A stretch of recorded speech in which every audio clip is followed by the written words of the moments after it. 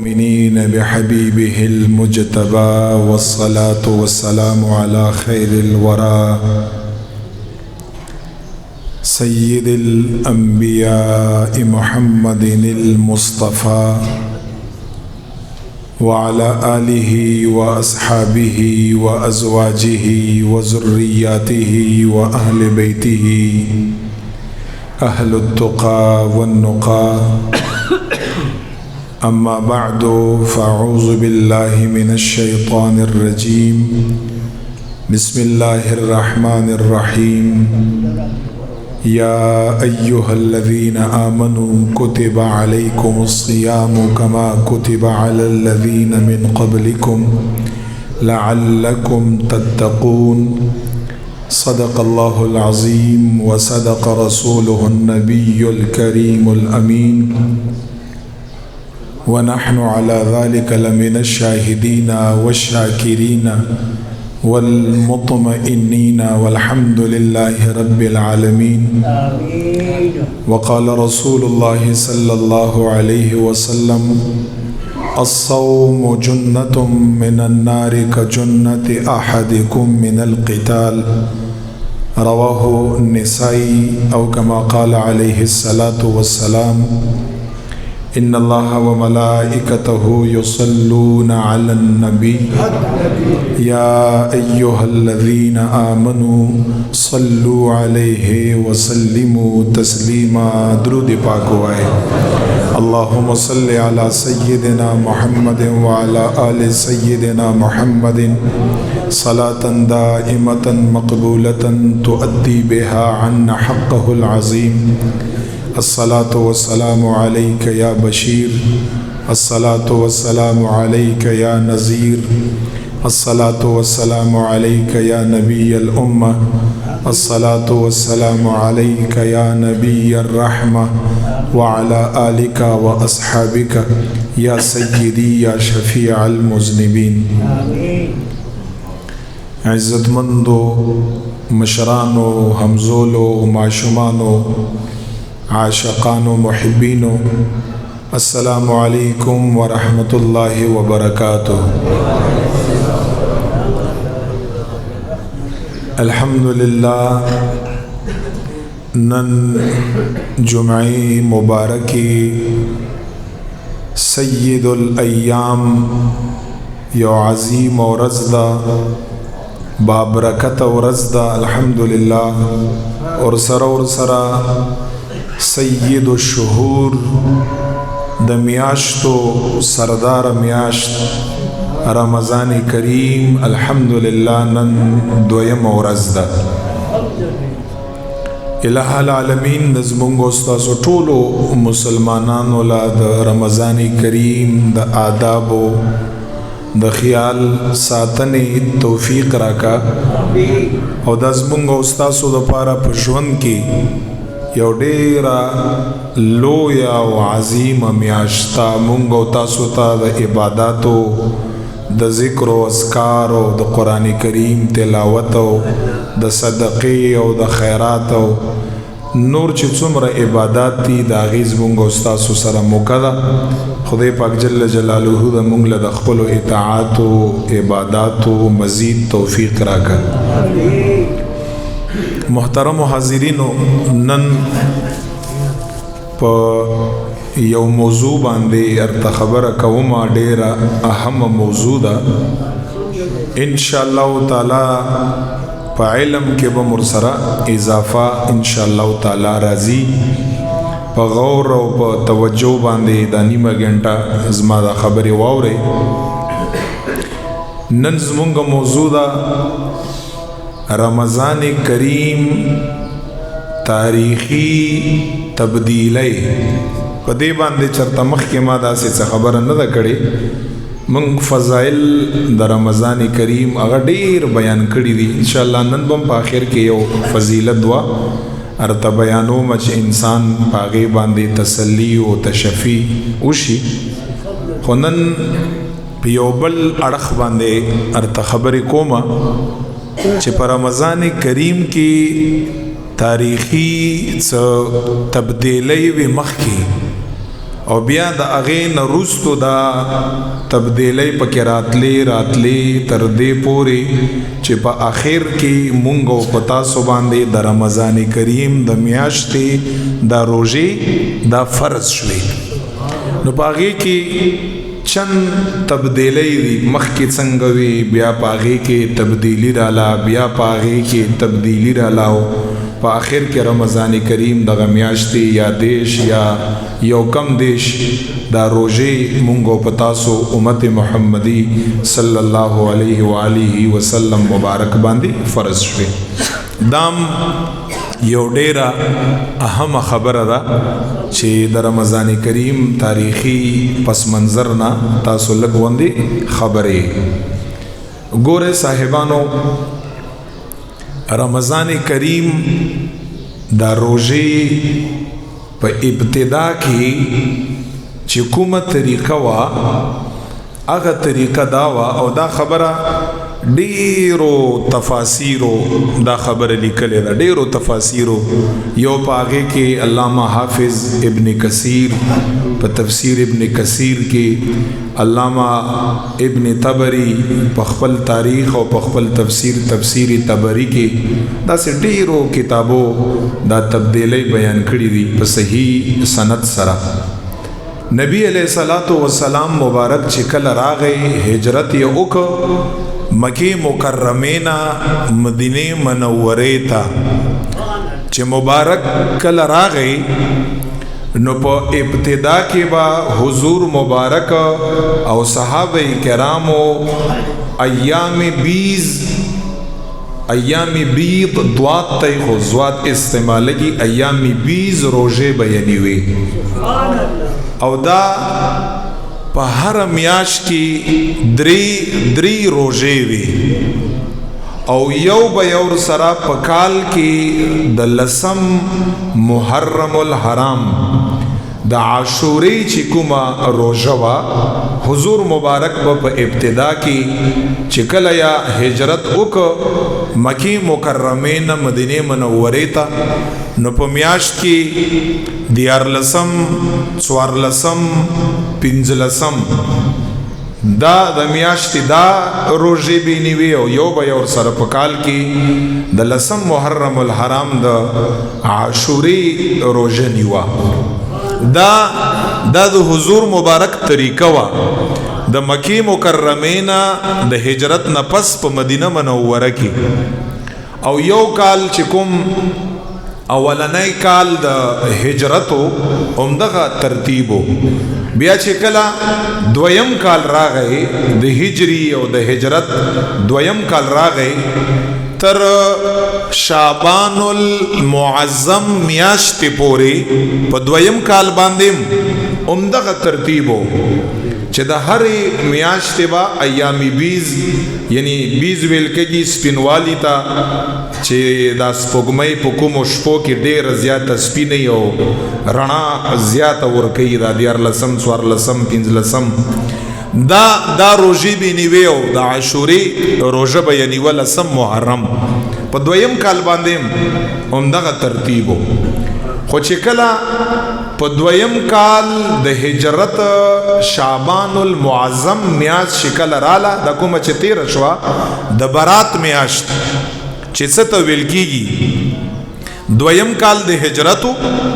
او د شعبان المعظم میاشت وه نو په سورت بقره کې چې کوم آیات ته دغه آیات الله جل جلاله نازل کا یا ایها الذین آمنوا کتب علیکم الصیام کما کتب علی الذین من قبلکم لعلکم تتقون او بیا پس الله فرمایل ایاما معدودات دا یو څو ورځې دي الله فرمایي یعنی دیش یا یو کم دیش ورځې دي نو په دویم کال د هجرت باندې په شعبان المعظم میاشت کې دغه آیات نازل شو چې اے مؤمنانو مسلمانانو پتا سو باندې د رمضان کریم روزه دا پتا سو باندې فرض شوي او داسې ار باندې فرض شوي لکه څنګه چې تاسو نه په مخ کې امتونو باندې ځکه روزه دا داسې عبادت دی چې دا د آدم علیه السلام نو وخلا تر حضور پر نور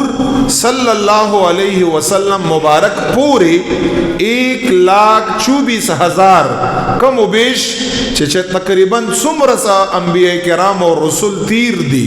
دا هغه ټول په امتونو باندې رمضان کریم دا روزه چې کومې وي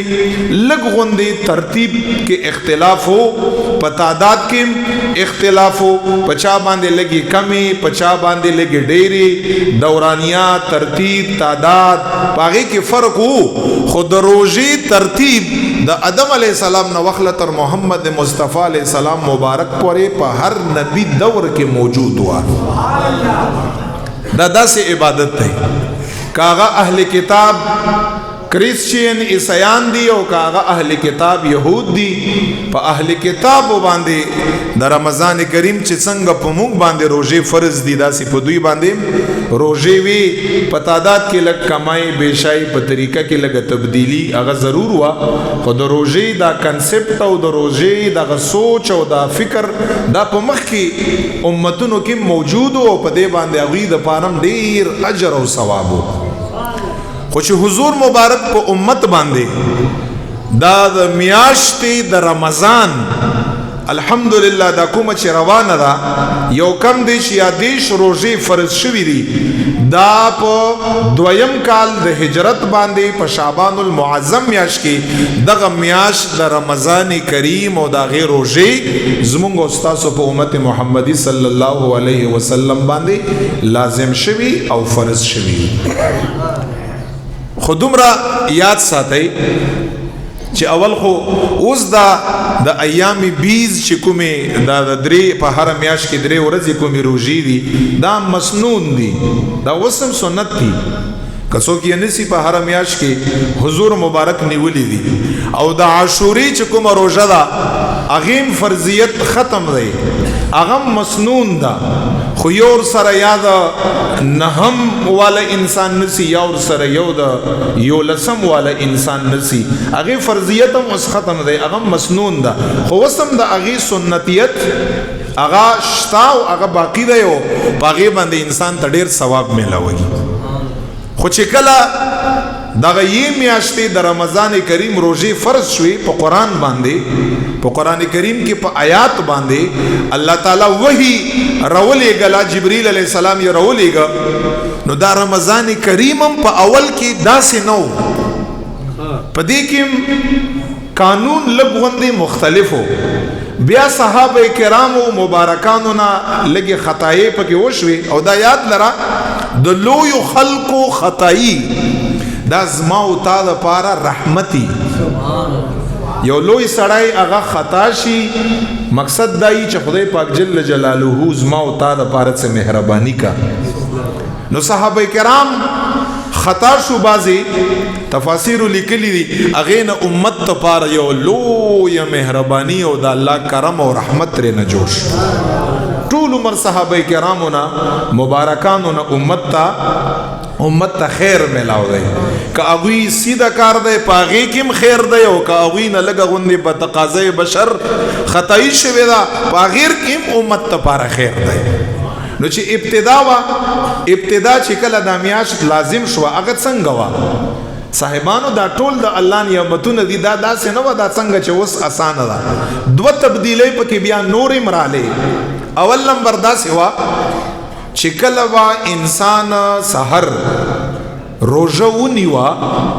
د طلوع د فجر صادق نه تر غروب پورې به روزه وا خو ترتیب پکې داو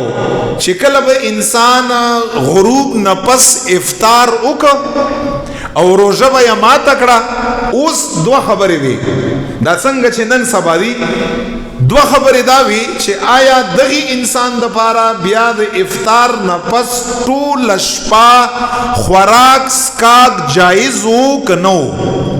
یو دا خبره ده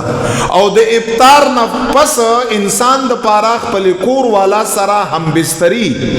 مجامعت هغه جایز وو او کنو خبره دا وا په ابتدا کې چې کله رمضان کریم روزه فرض شوي نو ترتیب داو چې کله به افطار وشو افطار به دې وکم دغسې په غروب باندې خو چې تر څو پورې به ویښ وي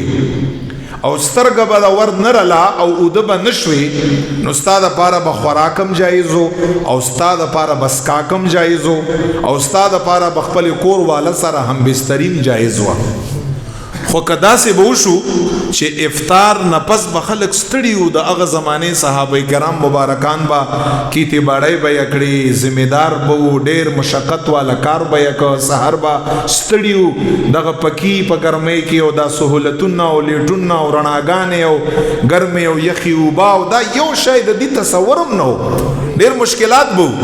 نو بعضې کسان به څو ستړي ستومانه خپل د فصل او د کیت او د پټي نه براله کاشتکار به او چې څنګه به کور والا ته به وي چې روټۍ تیاره کړه افطار ټیم هغه موجود دی نو چې څنګه به افطار وشو اذان به وشو نو په روټۍ تیارولو کې به لږ ټیم لګېده هسې به یو صحابي سترګې ورلې اوده به شو نو چې اوده به شو او څنګه به کور والا را کېناوه نو حدیث الفاظ دا دي چې کور والا به دا الفاظ ورته وي ویحکه افسوس ته یې پتا باندې نو چې اوده شوې نو چې اوده به شو رمضان کریم روژه به بیا شروع شوه تر سبا دې ټیم پورې به دغه انسان باندې خوراک څښاک هم بستري دا به بیا بنده شو دا سخته وه ګرانه وه دوا واقعات پکې وشو صحابهونه خدای پاک جل جلاله ما او تا د پاره رحمت او وسانی وکړه دا کومه خبره شرط کوم دا امام بخاری په خپل کتاب بخاری کې احل لكم ليلة الصيام الرفث الى نسائكم هن لباس لكم وانتم لباس لهن الله ورته فرمای علم الله انكم كنتم تختانون انفسكم دا تاسو چې پټ څه شی وکړه الله فرمایي ما ته دا معلوم دی ما نه خو نه پټږي کنه چې تاسو څه شی وکړه الله ته خو ښکاري یو صحابي و دا نوم زده کړئ قیس ابن سرما ابن مالک الانصاری دا انصاری صحابي و بوډا صحابي و عمر نه ډېرو قیس ابن سرما ابن مالک دا د انصارو نو د مدینه منورې نو دا کاشتکاری و کاشتکارو دی کیتې باړي فصل کیت دغه پیشه وه د مبارک چې دی په پټي کې رمضان کریم او په پټي کې غریب کار وکړو او پټي کار دا تاسو ذمہدار نه پوښتنه وکړئ دا ډېر سخت دي دا ذمہداران ماشاءالله الحمدلله داسې چې دا ډېر صحتمند وي او ډېر عمرونه یې ځکه چې ټول عمر نه دوی دا د مشقت والا کارونه کاو انسان صحت ور سره برابر نن سبا خو هر څه بس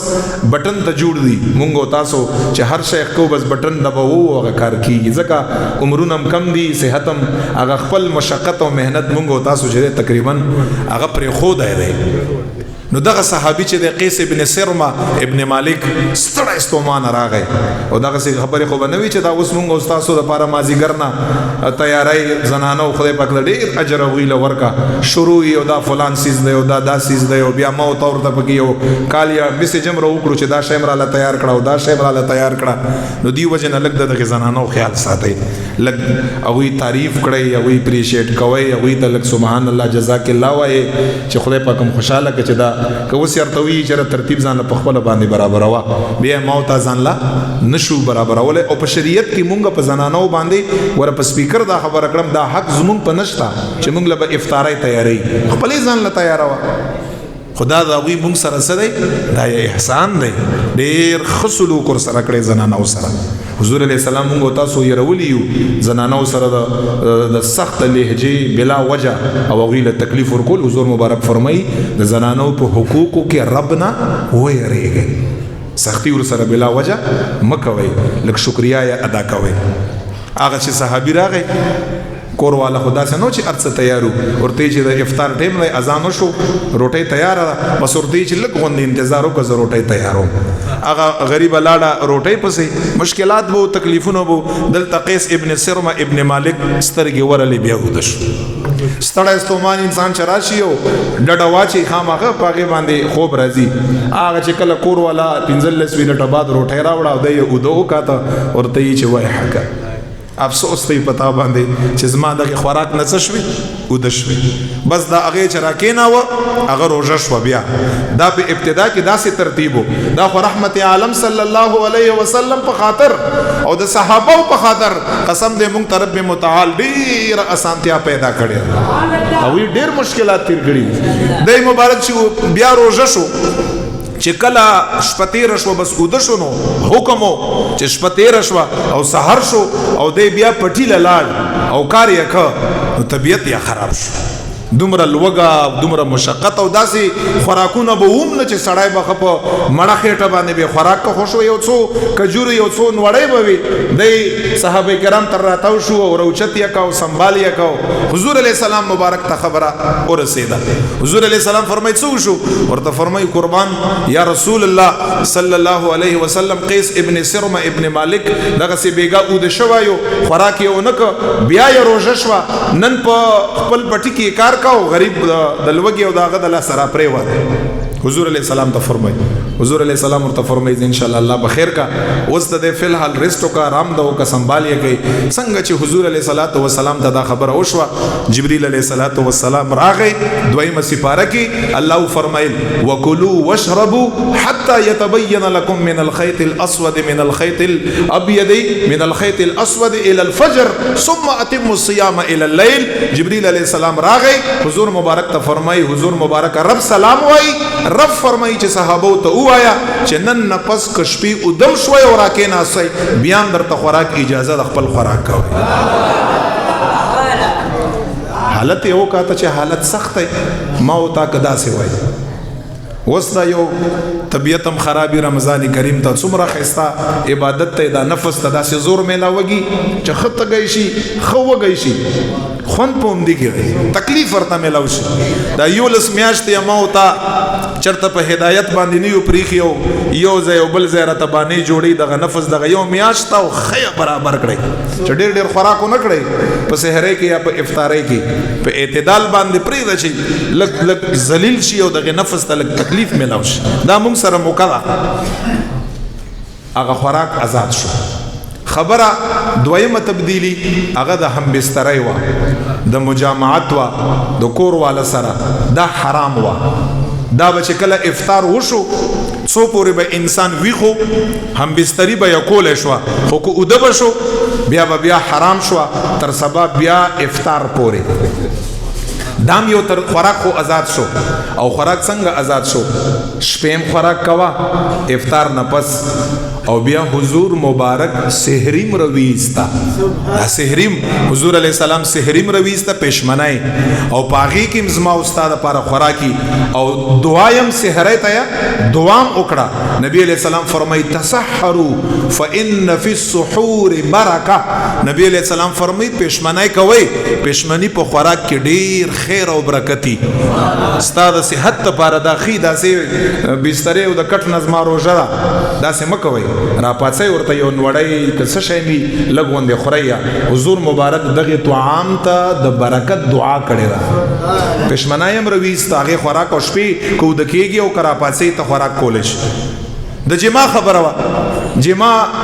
دیگر نور صحابم دی وخت کم دی نور صحابم دی خو یو صحابي پاغي کې عمر فاروق دی رضی الله عنه کوم خیر اسلام ته عمر فاروق نه میلاو شو عمر فاروق رضی الله تعالی عنہ فرمایي چې هغه ډېر طاقتور او شاب ځوان سړایو هغه چې زدا سرالم افطار می وکاو د افطارای نه پس اوده شوم او داغه نه پس چې ما سره نور صحابه مو دی نور صحابم نم دا خدای شوی دا راګې ناستو خپل کور والا سره مونږه هم بستری او مجامعت مو بس اگر انا وشو رالو نبی علیہ الصلوۃ والسلام مبارک له هغه زمانه د پټ نه و چې مونږ تاسو یو هغه داسې وکړو خپل ځان سره بسترګو او ځان پټ کړو ډایرکټ براتله حضور مبارک لا اور ته فرمایل به قربان دا عمل را نشوي داسې قصه را نشوي دا که په ما باندې څه کفاره څه خبرې راته وایا حضور مبارک ورته فرمایي کینا یو عمر فاروق رضی الله عنه او نور داسې چند صحابه کرامو چې اغویم د افطار نه پس ودشو بیا را کېناسته بیا تر هم بستری وشو خپل کور والا سره حضور علیه الصلاۃ والسلام ته خبر وکړه حضور علیه السلام مبارک هغه پیغمبر مبارک دی صلی الله علیه وسلم چې خپل امت له څومره شفقت او مهرباني ورکړي هغه یې ول ورکړي کېناسته چې کېناسته جبرئیل علیه الصلاۃ والسلام مبارک راغی نبی علیه الصلاۃ والسلام ته فرمای احل لكم ليله الصيام الرفث الى نسائكم هن لباس لكم وانتم لباس لهن او بیا ورته فرمای الان باشروهن وابتغوا ما كتب الله لكم یا رسول الله مبارکا عمر فاروق رضی الله تعالی عنہ شو نور صحابه شو د خوب نفس راکېناسته جما تر اوشوا زیو نور اسانیم پر رمضان کریم کې پیدا کوما صحابه ته وایا چې نن نفس د افطار نفس کو ودشوي او راکېناسته او کور والا سره هم بستری وکړه رب متعال فرمایي چې دا تاسو لپاره جایز او حلال مونږ تاسو لپاره سہولت راغی اوس دا دو تبدیلی اول ایام بیز والا او دا عاشوری والا او په دویم کال د هجرت باندې بیا رمضان کریم او په رمضان کریم کې بیا دغه دو تبدیلی رالی اوس زمونږ دپاره حکم نبی علیہ الصلوۃ والسلام رحمت عالم صلی الله علیه وسلم او صحابه کرام مبارکانو په خاطر مونږ د پاره دا دی چې زمونږ د پاره روزه شوا د صبح صادق نه د طلوع د فجر صادق نه وخله تر غروب پورې د خوراک او د سکاک او د هم بسترې نه د دې نه بخپل ځان منکی چې کله غروب وشو د غروب نه وخله ټول شپه کته ود کیږي او بیا را پاتسي او کته نو د کیږي چې هر څنګه صورت وي ټول شپه تر بیا د طلوع د فجر صادق پورې بیا د نشپا تا د پاره خوراکم جایز دی تا د پاره سکاکم جایز دی او تا د پاره هم بستریم جایز دی اوس مونږ د پاره دا حکم دی دا هغه رمضان کریم هغه تاریخي هغه تبدیلی وي چې په ابتدا کې یو سخت ترتیب زمونږ د پاره او کدا همدغه سي پاتې شوی وي یقینا زمونږ استادو پاره مشکل او تکلیف خدای پاک جل جلاله په قران مجید کې فرقان حمید کې آیاتونه هغه نازل کړه او مونږ تاسو پاره لږ غوندې تخفیف الله تعالی راوسته چې دا مرته معاف دی خیر دی دا مرته معاف دی دا د رحمت عالم صلی الله علیه وسلم برکت ته د صحابه کرامو برکت ته چې هغه د خاطر مونږ تاسو ته خدای پاک جل جلاله دا یو ترتیب برابر کړ او ګورئ مونږ تاسو ته تکلیف بشک پکې ملاوږي ما تاسو ته وی خصوصا مشران دي یا پاغي کې بیماران دي پیشنټ د شوګر چې کوم مریضان دي غریبانان هغه ته د تنده لګ زیاته لګي لوګم هغه ته زیاته لګي هغه له اول پکار دي ک ډاکټر ورته وایي چې استاته د شوګر د رمضان کریم د وجه نه مشکل جوړږي نو هیڅ مشکل نشته هغه د روزه منسي هغه د کفاره ورکا په دین کې ډیر یسر دی په دین کې ډیر اسانتیا ده دا دین داسې نه دی دا څنګه چې بعضی خلک تاسو ته پیش کوي چې بده کې خوف دی بده کې دا دی نبی علیہ الصلوۃ والسلام په خپل باندې فرمایي یسروا ولا تعسروا بشروا ولا تنفروا ډیر اسانتیا کړي علما او زما امتیانو سره ډیر اسانتیا کړي اسی بلا وجه سختی ور سره مکړي بشروا ولا تنفروا ما رب خلق ته تصویر کې مرتپیش کوي چې رب هم ډیر کریم دی ډیر رحیم دی ډیر مهربان دی داسې رسول کریم رحمت عالم صلی الله علیه وسلم په خپل امت باندې ډیر شفیق دی ډیر مهربان دی ولا تعسروا ولا تنفروا خلق دین متنفر کوي ما خلق دین نفرت نه پیدا کوي دین سره آشنا کړي دین سره ول محبت پیدا کړي داسې ترتیب باندې خلق ته دین بیان کړي نو رمضان کریم دا روزه ډیر الوګي یا تندې یا خصوصا چې کوم مزدورکار خلق دي هغه ته بشک تکلیف دی خو هغه ته یو حدیث ورته وایم زیا مچې دا حدیث چې څومره راي کنه او د حدیث د روزې د یوې روزې څومره فضیلت بیان کړی کنه کومنګ او تاسو ته ډیر تکلیف هم ملاو شي بیا هم دغه حدیث ثواب زما او استاد د تکلیف نه ډیر زیات دی ګوره حضور مبارک فرمایو دا حدیث امام بخاری په کتاب الصوم کې دا حدیث مبارک یا روایت کړی دی او په دې کې عجیبه خبره ده چې دا روزه یاد کړی دا او په روزه کې د فرض ټکی نشتا نو علما فرمای محدثین چې دلته روزه نه مراد نفلی روزه ده بیا تاسو دینه اندازه ولګوي چې د یو نفلی روزه پاور طاقت هغه دومره زیات دی نو رمضان کریم د فرضی روزه طاقت به څومره بیا دا اندازم تاسو ولګوي ګوره حضور مبارک څه فرمایي کوم یو انسان من صام یوما کوم یو انسان چې یو روزه ونسی فی سبیل الله د الله په لار کې یعنی خدای پاک د رضا لپاره په تکلیف کې په مشقت کې دلته په حدیث کې ذکر د فرضی روزه ذکر نه دی نو علما محدثین فرمایي چې دلته مراد نفلی روزه ده ځکه نفلی روزه څومره ثواب دی او بیا فرضی څوک چې یو روزه ونسی خدای پاک جل جلاله د رضا لپاره بعد الله وجهه عن النار 70 خريفا حضور مبارک څه فرمایي دغه انسان با په دغه یو نفلی روزه باندې چې الله د رضا لپاره نیولې یو روزه باندې او یا کالا 70 سال 70 خریف او یا کالا د مزل په اندازه باندې به انسان الله تعالی اور د جهنم نه لری کا دا بخاری حدیث دی کتاب الصوم در توایم صحیح حدیث دی چې کوم یو انسان یو روزه مونږ به نفلی وخلو ځکه چې حدیث کې فرضی خبره نشته په مشقت او تکلیف باندې ونسی الله د رضا لپاره نو په یو روزه باندې او یا کاله کې چې مونږ تاسو روان شو 70 څومره مزل مونږ تاسو کړی شو چې مثال کې ممکن نن روان یو الله را طاقت راکا په لکاو کیلومتر او په کروڑاو کیلومتر په او یا کاله کې انسان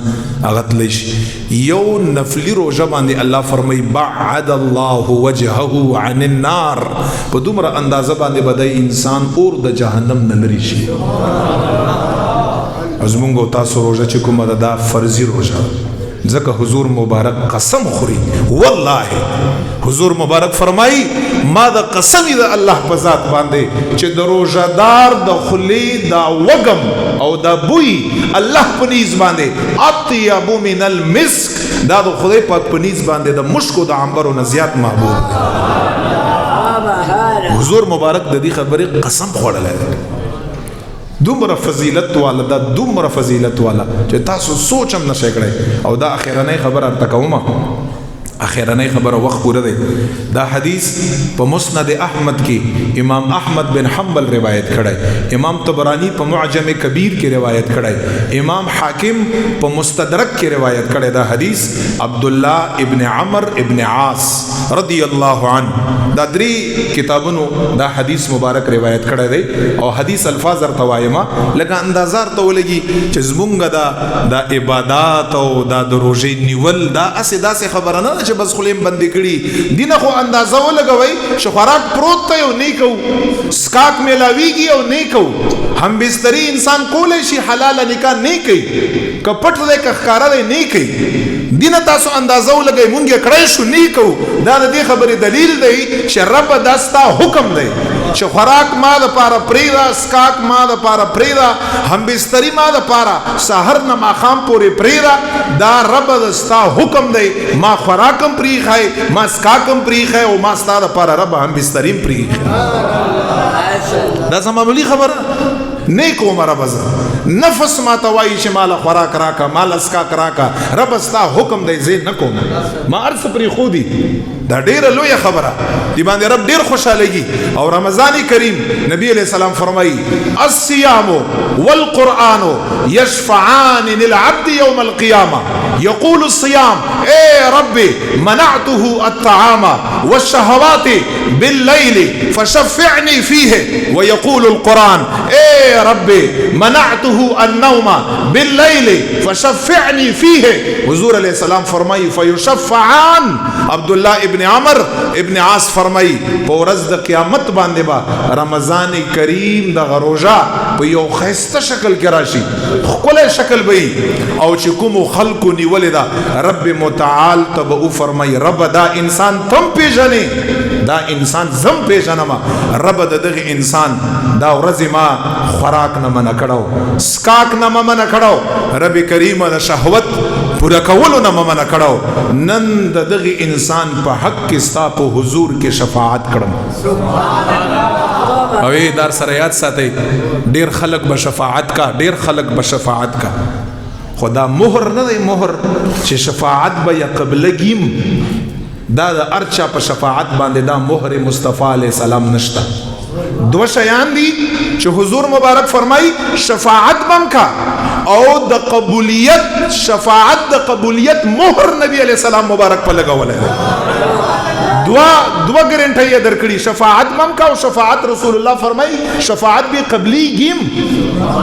دام نه چې والله عالم شفاعت بک چې قبلیږي بک نه قبلیږي به حضور علیہ السلام فرمای دو خبرو ګارنټي دا او هغه دو شیان څه شي یو د رمضان کریم شفاعت یو د قران کریم شفاعت خدای پاک دا انسان ما من کړو څو کړم نو فشفعنی فيه خدای زه سفارش کړم بس سیا صغائر او سیا کبائر او سیا پټ او سیا ښکارا او سیا نوی ګناهونه او سیا زاړه او څه قدیم او څه حدیث او څه جدید رب ټول ګناهونو شفاعت زکوم خدای معاف کړي زما شفاعت د په حق کې قبول کړي حضور مبارکی چې شفاعت بم کا او حدیث اخرانه الفاظ فیشفعان حضور مبارک فرمای رمضان کریم شفاعت به د انسان په حق کې قبول شي لاس نبی ونسی جنت ته داخل یقول القرآن قرآن کریم براش زکه دا وفا والا کتاب دی اے رب اے زما رب منعته النوم دا انسان ما خوب نه منع کړ شپه به ما تناستو تلاوت به اوس موږ شپې څه شي تناستو بس تاسو په هغه خپويږي مخکې به خلک شپې قرآن تناستو فشفعنی فيه خدای زه سفارش درته کوم بس څومره ګناهونه دي په ایمان خوراغلای ګناهونه یې ډېر دي ټول ورته معاف کړه نبی علیہ السلام فرمایي فیشفعان مہر یو لگاو چې کله قرآن د انسان بابت کې شفاعت وکا محبوب علیہ السلام فرمایي الله به شفاعت قبول کا ټول ګناهونه ورته معاف کا قرآن به لاس نونی سی او انسان بزان سره جنت ته داخله لوی خبری تاسو ته ما ویلي دي په قرآن کې الله کامیابی هیڅ شي تم نه ویلي ګوره چې دا ته پته یو خو زمونږ تاسو کامیابی ده چې دا وګټلې کامیاب شو دلته لاړې الته لاړې خدای پاک کامیابی څه شي ته ویلي دا جنت دخول ته چې خدای پاک څه شي ته کامیابی ویلي چې انسان کله کامیاب دی رب فرمایي چې انسان الله کامیاب دی چې تکړه شي او ځان را باندې جنت ته داخل کا نو چې دا قرآن او رمضان د لاس د نسی او د الله په حضور کې د شفاعت کا او جنت ته داخلي خو کامیابی الله په نس باندې کامیابی زکا حضور مبارک فرمایي بخاری حدیث ته هر شپه واوري مؤمنانو مسلمانانو لګ هوش وکړي هر شپه یو منادی یو فرشتہ په اسمانوں کی آواز کا څه فرمایي یا باغی الخير اقبل ویا باغی الشر اقصر دغه دعا اول ورځ دویم ورځ شلم ورځ هر ماخام ته آواز کا یا باغی الخير اے نیکی والا اے نیکی سرمینه کون کیا نیکی په طرف باندې اقبل الله فرمایي راوړان دي شنی کیو کړه چې ودا بخمو جنت ته داخل کړه او دویم آواز کا یا باغی الشر اقصر اے گناہ کون کیا اے نافرمانی کون کیا دا د رمضان شریف شپې دی لږ غوندې هوش وکړه واوړه دغه ګناه نه بند شه دغه ګناه نه، پرېږده دغه ګناه طرف ته مه ځه چې بخښنه ورته وکړم او جنت ته داخل کړم. دا اوازونه یا باغی الخیر اقبل یا باغی الشر اقصر، هر ورځ نبی علیہ السلام او د شپې دا اوازونه الله تعالی کا شر نه واوړئ، خیر طرف ته راشئ چې وم بخم جنت تم داخل کړم. او بیا حضور مبارک فرمای ولله عتقا، او رمضان کریم په هر شپه باندې الله تعالی بے حساب او بے کتاب دا خلق تم مغفرت او بخنه کا او جنت ته داخلي. ولی مونږ تاسو غلط کار کوو دی وجنا دا دویم ورځ ده او زموږ سره چې زندگی یا